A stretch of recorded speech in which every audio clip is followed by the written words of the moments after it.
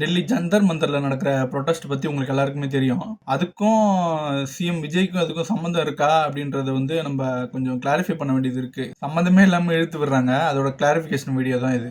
பேசிக்காக இதில் இருக்க இஷ்யூ வந்து அந்த நீட் பேப்பர் லீக் ஆனது, அப்புறம் வந்து சிபிஎஸ்சி மார்க்கிங்கில் இருக்க இர்ரெகுலாரிட்டிஸ்.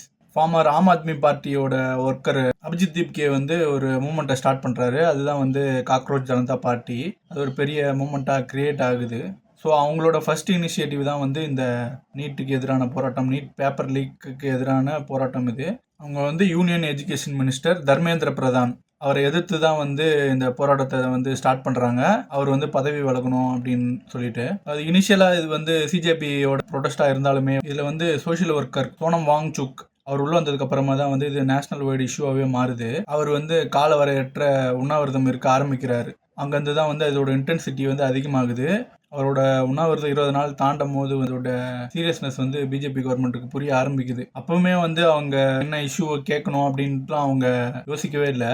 மாறா அவரோட உண்ணாவிரதம் நடக்கிற இடத்துக்கே வந்து அவர் தூக்கிட்டு போறாங்க. அங்கதான் ட்ரிகர் ஆகுது. பாராளுமன்றத்தை நோக்கி வந்து நடைப்பயணத்தை வந்து மேற்கொள்றாங்க.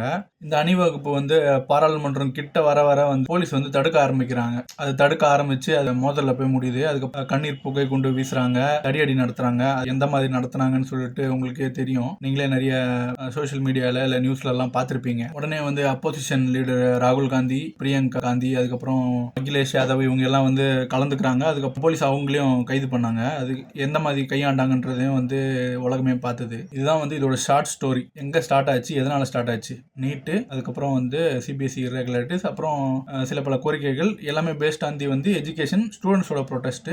இனிஷியேட் பண்ணுறது வந்து சிஜேபி பார்ட்டி. அதுக்கப்புறம் வந்து ஸ்டூடெண்ட்ஸ் யூனியன்ஸ், ஃபெடரேஷன் எல்லாமே வந்து இதில் கலந்துக்கிறாங்க. அவங்க கேட்குற கோரிக்கைகள் நியாயமானது. அதுக்கான பதிலையோ இல்லை பேச்சுவார்த்தையோ வந்து மத்திய அரசு தான் வந்து நடத்தியிருக்கணும். நடத்தலை, சரியாகவும் கையாளலை. இது வந்து எல்லாருமே ஒத்துக்கிற விஷயம். ஆனால் இந்த ப்ரொட்டஸ்ட்டுக்கும் தமிழ்நாட்டோட சிஎம் விஜய்க்கும் என்ன சம்மந்தம் தெரியல. நேற்று ஒரு வீடியோ பார்த்தேன்.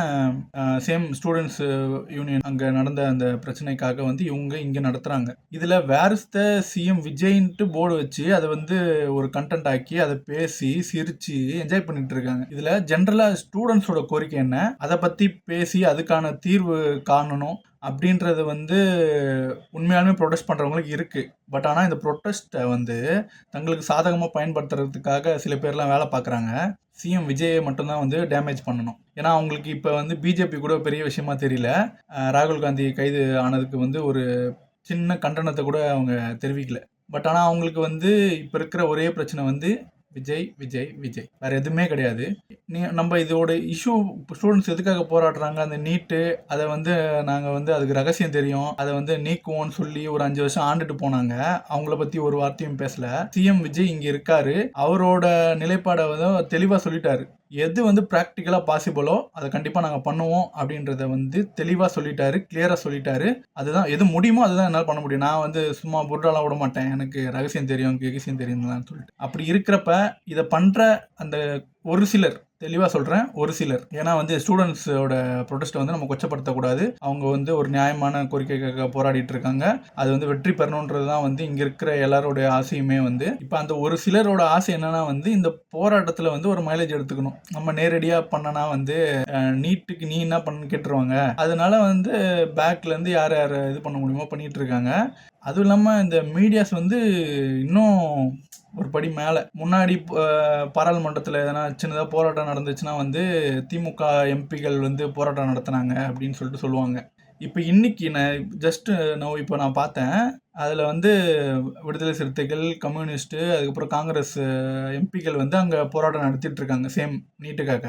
இங்கே இருக்கவனுங்க வந்து போடுறானுங்க நியூஸ் கார்டில் வந்து தமிழக எம்பிக்கள் போராட்டமாக. திமுக ஆட்சியில் இருந்தப்போ வந்து திமுக கூட்டணி எம்பிக்கள், இப்போ அவங்க திமுக கூட்டணியில் இல்லை. இப்போ என்ன போடணும், காங்கிரஸ், இடதுசாரிகள், விடுதலை சிறுத்தைகளின் எம்பிக்கள் போராட்டம்னு போடணும்ல. ஆனால் வந்து பொதுவாக தமிழக எம்பிகள் போட்டுருவாங்க. ஏன்னா தமிழக எம்பிகள் போட்டால் நம்ம எப்படி புரிஞ்சுப்போம், டிஎம்கே எம்பி அவங்க இருக்காங்கன்ட்டு நம்ம புரிஞ்சுப்போம். ஆனால் அவங்க அங்கே பண்ணல, அங்கே போராட்டமும் பண்ணல, ராகுல் காந்தி கைதானதுக்கு ஒரு கண்டனமும் தெரிவிக்கல. அவங்களுக்கு என்னென்னா அவங்க கூட்டணியில் இருந்தால் மட்டும்தான் வந்து அவங்க அந்த மைலேஜ் எடுத்துப்பாங்க. கூட்டணியில் இல்லைன்னா அவங்கள எதுக்கு பேசி வளர்த்து விடணும். ஏன்னா அவங்க நம்ம கூட்டணியில் இல்லை. நாளைக்கு அவன் தான் வந்து உண்மையாலுமே பிஜேபி எதிர்க்கும் அவன் தான். நம்ம சும்மா அவனை பிடிச்சிட்டு நம்ம ஒரு கதை கட்டிட்டு சுற்றிட்டு இருந்தோம். இப்போ நாளைக்கு நம்ம போயிட்டு பிஜேபி கூட வேற போய் சேரணும். ஏன்னா ஆல்ரெடி நிறைய பிளான்லாம் போட்டு விட்டாங்க. நான் ஜூன் மாதமே சொன்னேன், டீலிமிட்டைசேஷனுக்கு கண்டிப்பாக வந்து சப்போர்ட் பண்ணோம் டிஎம்கேன்ட்டு. அப்போ நிறைய கமெண்ட்ஸ் போட்டாங்க கீழே. இப்போ பார்த்தோன்னா அவங்க அதுதான் பண்ண போகிறாங்க. நான் அது வர அந்த வீடியோவை நான் போடுறேன். நம்ம ஆல்ரெடி பேசினது தான், ஜூன் மாதம் பேசினது. அது வந்து இப்போ புதுசாக எப்படி பாலிஷ் பண்ணி எடுத்துகிட்டு வராங்க அப்படின்றத நம்ம பேசுவோம். இதில் என்னன்னா, இது வந்து இந்த வீடியோ கூட நான் போடணும்னு அவசியம் கிடையாது, அது எல்லாருக்குமே புரியும். சில பேர் ஒரு தம்பி கேட்டான் என்கிட்ட, ஆனால் அங்கே போராட்டம் நடக்குது நீட்டுக்கு, அதுக்கெல்லாம் ஸ்டூடெண்ட்ஸ் போராட்டம் நடத்துகிறாங்கன்னா, ஆனால் வந்து சோஷியல் மீடியாவில் நிறைய விஜய் ஏன் வரலன்னு கேட்குறாங்கண்ணா அப்படின்ட்டு கேட்டான்.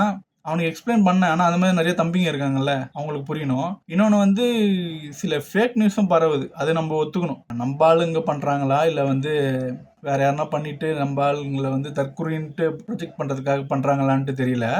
அந்த மாதிரி அவர் பழைய விஜய் வீடியோ எடுத்து போட்டு வந்து அவர் ஜந்தர் மந்தருக்கு வந்திருக்காரு சொல்லிட்டு அதை ஒன்று பரப்பி விட்டாங்க. அதுவும் வந்து சில பேர் ட்ரிகர் பண்ணி விட்டு, அவர் வரவே இல்லை, இவனுங்க வந்து சும்மா பொருளை கிளப்பி விட்டுட்ருக்கானுங்க சொல்லிட்டு இது ஒரு பாயிண்ட் எடுத்து இது மாதிரி தான் அவங்க பொருளை கிளப்பி விட்டு தான் வந்து ஆட்சிக்கு வந்தாங்கன்றதை வந்து ஒரு நரேட்டிவ் செட் பண்ணிட்டு இருக்காங்க. நம்ம பசங்களும் வந்து கொஞ்சம் தெளிவாக இதுதான்ப்பா நடக்குது, இதனால தான் அந்த பிரச்சனை ஆரம்பிச்சுது, இதனால் இப்படி போயிட்டுருக்கு, ஆனால் இவனுங்க இப்படி பாலிடிக்ஸ் பண்ணுறானுங்க, நீ புரிஞ்சிக்கோ அப்படின்றதுக்காக தான் இந்த வீடியோ.